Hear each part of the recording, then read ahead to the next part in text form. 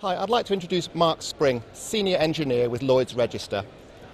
Mark, could you tell us a little bit about how the technical reliability of the offshore wind sector compares with renewable technologies in other areas?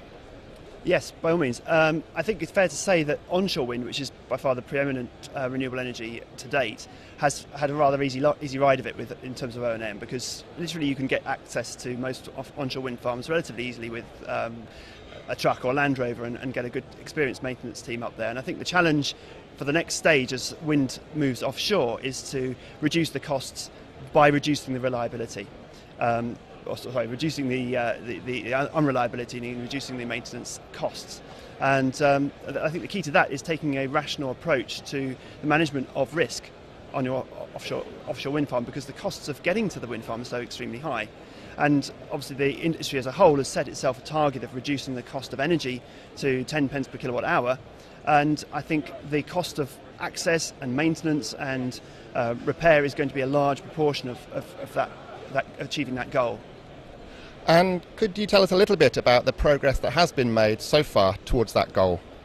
Well, I think it's fair to say that the offshore wind turbines themselves have become a lot more reliable, and the goal is going to be met by a significant further reduction in the cost of downtime, the increased availability, and ultimately, I guess the goal for wind turbines generally is to be almost maintenance free.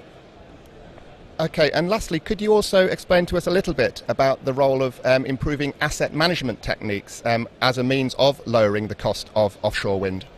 Okay, by all means. So I think with reliability-centred maintenance, which has become quite common over the last decade, we have quite a good idea of how to measure real things on site and collect data, and to accumulate a database of reliability for key components such as gearboxes and electrical components.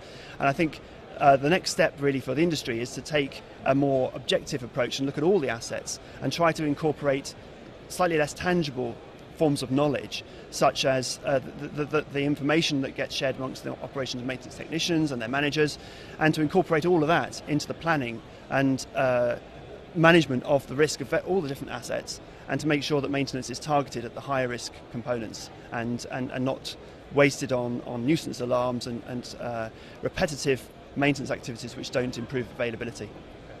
Thank you very much.